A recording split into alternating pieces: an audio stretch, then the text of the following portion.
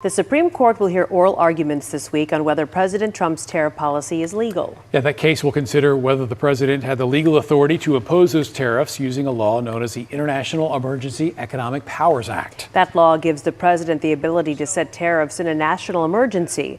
The president used that authority to impose tariffs as high as 50% on India and Brazil and 145% on China earlier this year. C'était une question de temps.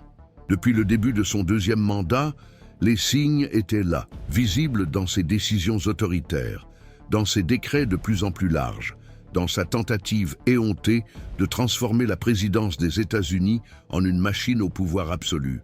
Donald Trump ne se contentait pas de gouverner, il redéfinissait les règles, pliait la Constitution à son avantage, s'entourait de fidèles et réduisait au silence les institutions qui osaient le défier. Mais cette nuit, alors que la plupart des Américains dormaient en croyant que le système n'avait plus la force de réagir, la Cour suprême des États-Unis a lâché la bombe.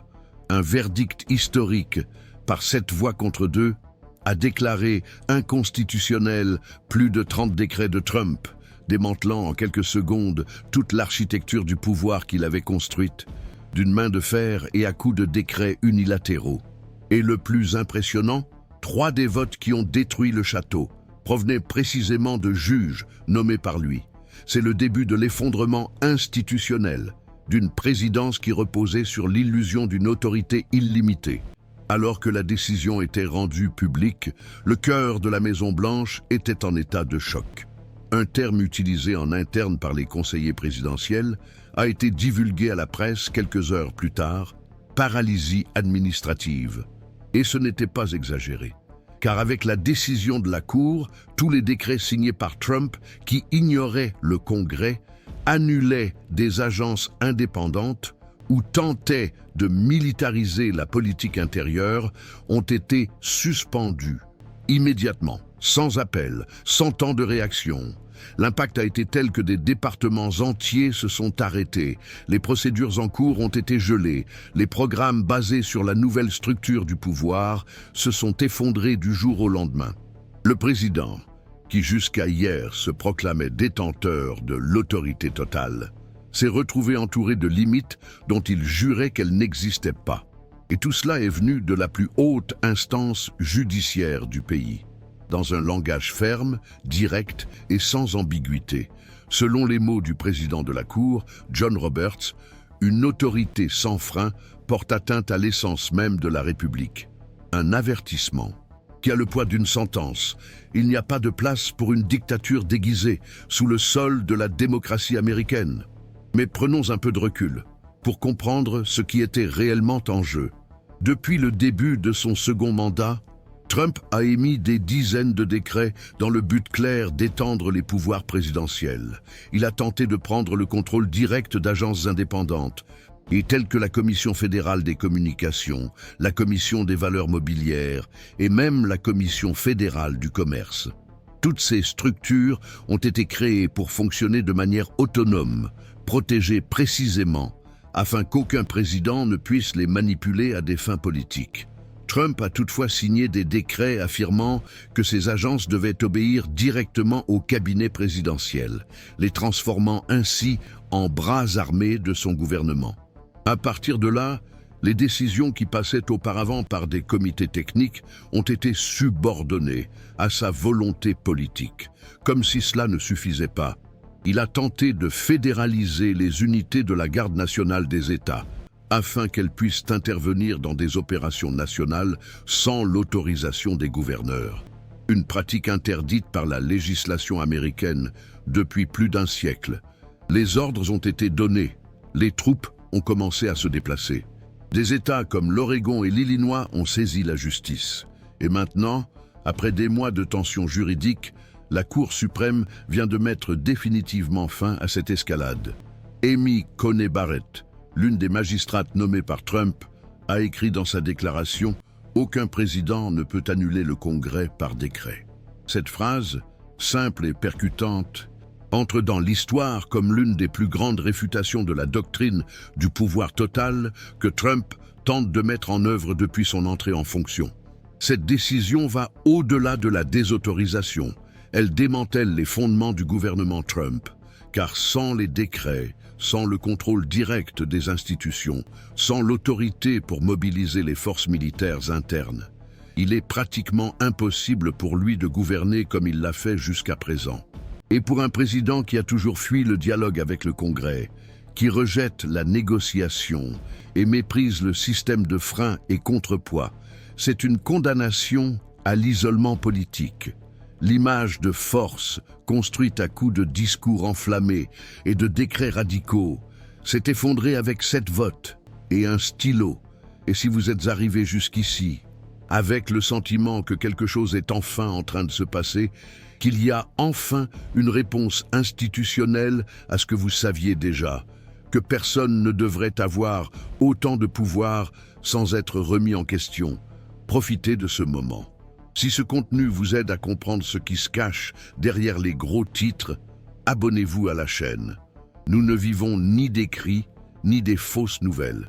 Nous vivons de faits, d'enquêtes et du courage de dire ce que beaucoup préfèrent cacher. Et si vous le pouvez, activez la cloche, car dans les prochains jours, tout cela pourrait encore changer, et vous voudrez être parmi les premiers à savoir ce qui va se passer. La ruine de la Maison-Blanche sous le gouvernement Trump n'a pas commencé avec des chars ou des manifestations. Elle a commencé par un verdict, par une décision claire, qui a imposé une limite là où il n'y avait auparavant que de l'ambition. Le pays tout entier en subira les conséquences. Les couloirs du pouvoir sont silencieux, et cette fois-ci, la peur ne vient pas du peuple. Elle vient d'en haut, parce que le président qui se disait intouchable a finalement été touché par la seule arme, qu'il n'a jamais réussi à contrôler, la Constitution. Ce qui rend cette décision encore plus dévastatrice, c'est qu'elle ne se contente pas de démanteler le pouvoir actuel de Trump, mais qu'elle discrédite également toute la logique sur laquelle il a fondé sa gouvernance ces dernières années. En annulant ces décrets, la Cour suprême envoie un message non seulement au président actuel, mais aussi à tous les futurs occupants de la Maison-Blanche. La présidence n'est pas un trône. Et même si les réseaux sociaux, la rhétorique populiste et les applaudissements lors des rassemblements tentent de transformer la figure du président en une entité au-dessus des institutions, la Constitution reste la seule limite légitime au pouvoir aux États-Unis. Cette décision n'est pas un simple revers politique. C'est une redéfinition des règles du jeu. C'est une ligne tracée sur le sol qui dit qu'il ne faut pas la franchir. L'impact juridique est profond, mais le choc symbolique est encore plus grand.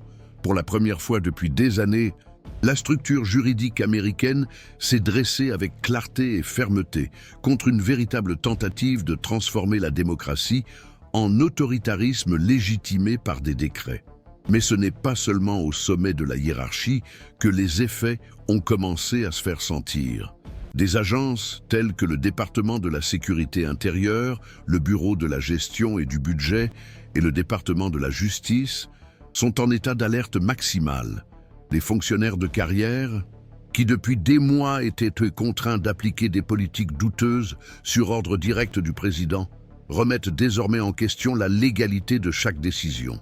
Les services juridiques travaillent 24 heures sur 24 pour réviser les contrats, annuler les changements administratifs et rétablir les protocoles qui avaient été démantelés par les ordres désormais invalides.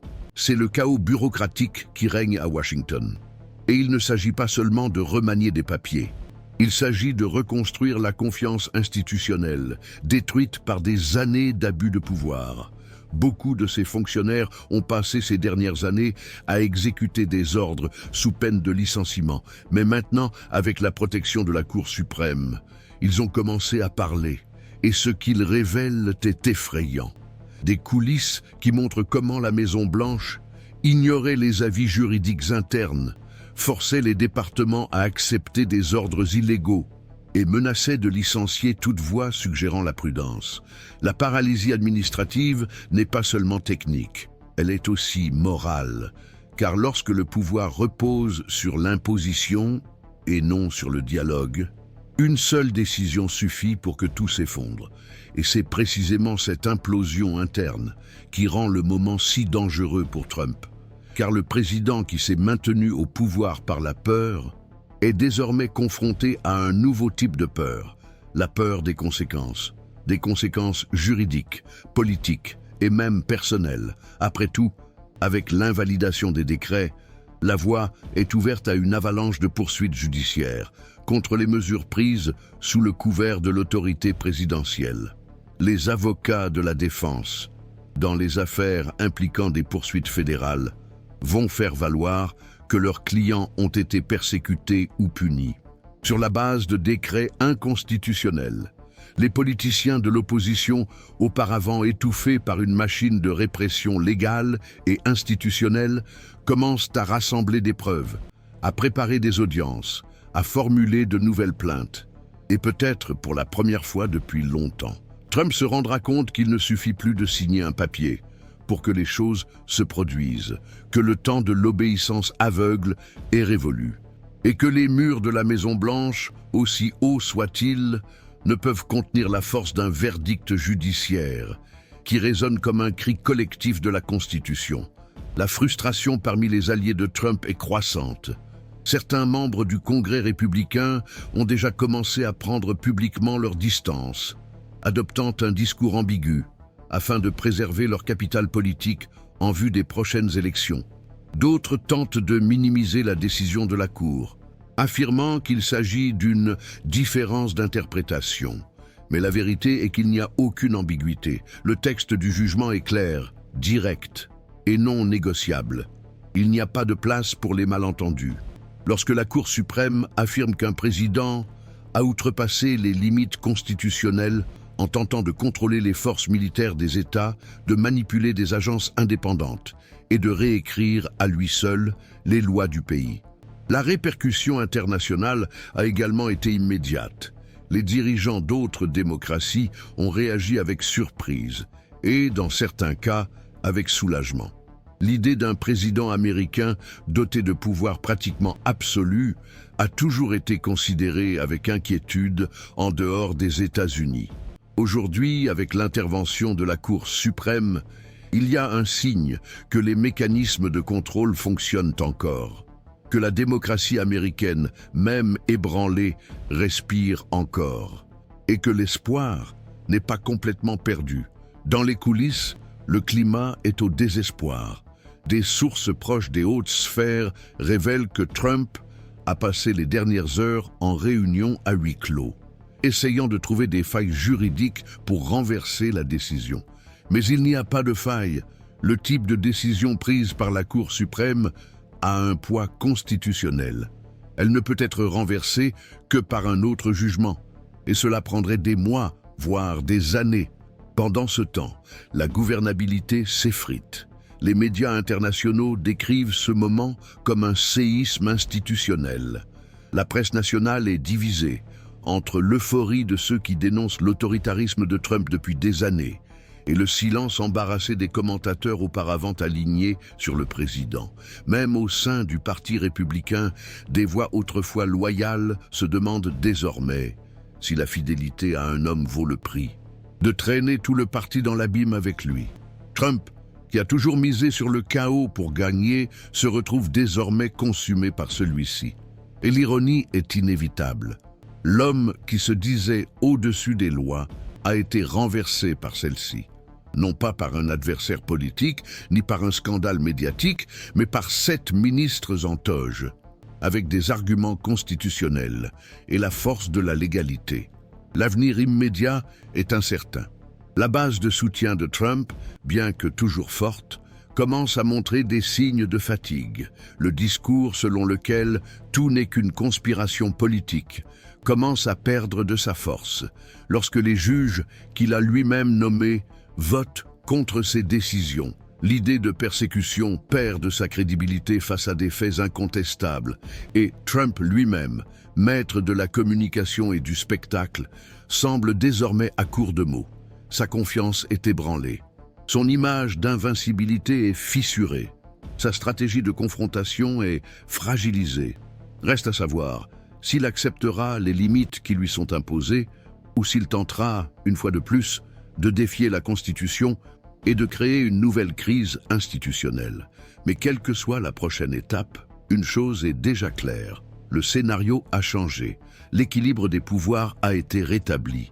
Et, pour la première fois depuis longtemps, le peuple américain peut à nouveau se tourner vers la justice, avec l'espoir qu'elle remplit toujours son rôle. Si ce contenu vous a touché, si à un moment donné vous avez senti que quelqu'un disait enfin ce que vous auriez aimé dire vous-même, laissez votre commentaire ici, écrivez « Je savais que ce jour allait arriver ». Votre voix compte, elle résonne, et chaque mot que vous écrivez ici montre que nous ne sommes pas seuls, que beaucoup de gens sont attentifs, indignés, et prêts à ne pas accepter en silence le démantèlement de la démocratie. Commentez ci-dessous. Vous n'imaginez pas à quel point cela aide à maintenir cet espace vivant et fort. Ce qui se passe actuellement à Washington n'est pas seulement une crise de gouvernance. C'est le reflet d'un système qui s'est lentement effrité, tandis que la majorité faisait semblant de ne rien voir. Pendant des années, Donald Trump a façonné la présidence à son image, non pas comme un fonctionnaire, mais comme un souverain au-dessus des lois. À chaque décret signé sans consultation du Congrès, à chaque agence pliée à la force de son autorité personnelle, à chaque général contraint d'obéir à des ordres illégaux, il dessinait les contours d'un gouvernement parallèle, blindé par la peur, la propagande et le culte de la personnalité. Et maintenant, d'une seule décision, la Cour suprême a arraché ce projet à la racine, non par vengeance, mais par devoir constitutionnel. Car la démocratie, aussi silencieuse soit-elle parfois, dispose de ses propres mécanismes de survie. Et lorsque ces mécanismes se mettent enfin en mouvement, ils le font avec la force de siècles d'histoire. L'explosion qui a fait s'effondrer la Maison-Blanche de Trump n'est pas venue de l'extérieur, elle est venue de l'intérieur, d'un pays qui, poussé à l'extrême, a choisi de résister. La dévastation institutionnelle générée par cette décision n'est pas temporaire. Elle se répercutera pendant des mois, voire des années. Les programmes fédéraux devront être réécrits. Les procédures administratives devront être reconstruites. Des budgets entiers devront être revus, à la lumière de la légalité retrouvée.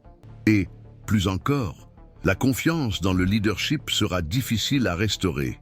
Il ne s'agit pas seulement de corriger des erreurs techniques, il s'agit de panser les blessures profondes, causées par un gouvernement qui a traité le pouvoir comme une propriété privée.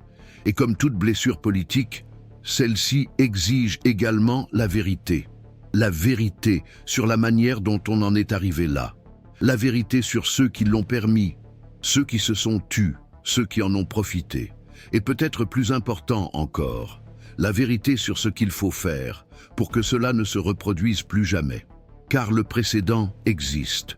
Trump a montré la voie vers l'érosion de la démocratie.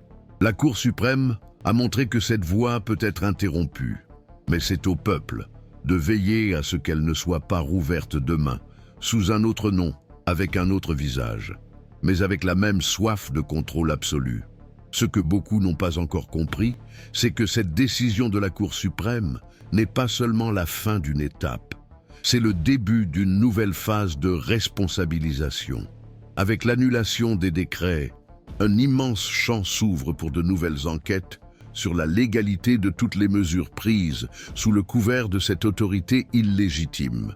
Le Congrès s'apprête déjà à ouvrir des commissions d'enquête qui analyseront l'utilisation de la garde nationale sans autorisation de l'État, les contrats signés sans appel d'offres en vertu d'un décret d'urgence et les licenciements massifs prononcés sur ordre direct de la présidence.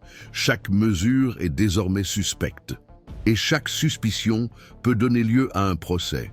Cela ne signifie pas seulement une usure politique. Cela signifie que Trump et son équipe devront s'expliquer, ligne par ligne, ordre par ordre, réunion par réunion. Et dans ce processus, des vérités cachées depuis des années pourraient enfin être révélées. Des emails ignorés, des avis techniques déchirés, des rapports falsifiés, des documents supprimés. Cette décision a été la première pierre. Le reste en sera la conséquence. Le climat politique commence à changer. Dans les coulisses du Parti républicain, les dirigeants les plus pragmatiques discutent déjà ouvertement de la nécessité de s'éloigner du trumpisme, afin de préserver une chance d'avenir électoral. Des sondages internes montrent une forte baisse du soutien parmi les électeurs modérés, en particulier après le choc de la décision de la Cour suprême. Et même parmi les partisans les plus fidèles, des doutes subsistent. Des doutes quant à l'intérêt de suivre un leader qui n'a plus les outils du pouvoir entre les mains. L'image d'invincibilité qui soutenait le charisme autoritaire de Trump a été brisée. Et avec elle, le bouclier émotionnel qui empêchait beaucoup de voir les abus. Maintenant, avec les faits exposés par 7 des plus hauts magistrats du pays, le débat change. La question n'est plus de savoir si Trump est allé trop loin.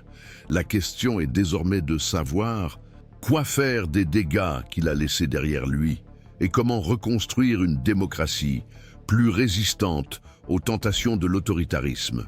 Au-delà de la politique, cette décision ravive une lueur d'espoir chez des millions d'Américains qui se sentaient oubliés, des gens qui voyaient leur citoyenneté affaiblie par des décrets et leur voix réduite au silence par une rhétorique guerrière, des gens qui n'avaient nulle part où se tourner lorsque le gouvernement décidait unilatéralement de modifier des lois, de supprimer des avantages sociaux, de réprimer les manifestations. Pendant des années, ces personnes ont entendu dire qu'elles exagéraient, que tout cela faisait partie du jeu politique. Mais aujourd'hui, elles ont la preuve vivante qu'elles avaient raison, que l'érosion était réelle, que les abus étaient concrets et que le système, même affaibli, est encore capable de réagir. Pour ces personnes, cette décision n'est pas seulement juridique, elle est émotionnelle, elle est personnelle. C'est le moment où la justice dit à chaque citoyen ordinaire « Vous aviez raison de vous indigner ». Et c'est pourquoi cette histoire doit être racontée. Et la vérité, même lorsqu'elle arrive tardivement, a encore le pouvoir de guérir. Trump, quant à lui, tente de réagir. Dans ses dernières déclarations, il parle de complot, de trahison, de conspiration entre les juges et ses opposants. Il répète la vieille tactique consistant à délégitimer toute institution qui s'oppose à lui. Mais aujourd'hui, il y a une limite, car il ne s'agit plus de récits s'affrontant sur Twitter. Il s'agit d'un jugement officiel, inscrit dans les annales de l'histoire, avec une force constitutionnelle et une majorité écrasante. Et lorsque même les juges qu'il a lui-même choisis se prononcent contre lui, la rhétorique perd de son élan. Le discours de victimisation ne trouve plus autant d'écho et l'isolement politique devient inévitable. Les prochains mois seront consacrés à la survie. Trump devra faire face aux décombres d'un gouvernement paralysé, à la pression de l'opinion publique, à la réaction de la presse internationale et aux enquêtes qui se multiplient. La scène qui était autrefois la sienne appartient désormais également à la justice, au Congrès et au peuple. Et peut-être, pour la première fois, n'a-t-il plus le contrôle de la situation. Si vous êtes arrivé jusqu'ici, c'est parce que vous pensez que tout cela est important, que comprendre ce qui se passe réellement est plus qu'un intérêt politique. C'est un devoir en tant que citoyen. Alors, si ce contenu vous a paru pertinent, laissez un j'aime. Cela aide à diffuser l'information à davantage de personnes qui, comme vous, veulent voir au-delà des gros titres. Et si vous n'êtes pas encore abonné, faites-le maintenant. Faites partie de cette communauté qui ne se tait pas, qui enquête, qui relie les points, qui veut la fin du spectacle et le début de la vérité. Car tandis que beaucoup se moquent de la politique, comme s'il s'agissait d'un spectacle, certains croient encore que la démocratie mérite d'être prise au sérieux. Ce qui va suivre est imprévisible. Mais une chose est déjà inscrite dans l'histoire. La Cour suprême des États-Unis, dans un vote historique de 7 contre 2, a déclaré que Donald Trump avait dépassé toutes les limites acceptables du pouvoir. Ce faisant, elle a mis un frein au président le plus autoritaire de l'ère moderne. Pas avec des cris, pas avec de la violence, mais avec la force implacable de la loi. La Maison-Blanche de Trump ne s'est pas effondrée de l'extérieur, elle s'est effondrée de l'intérieur.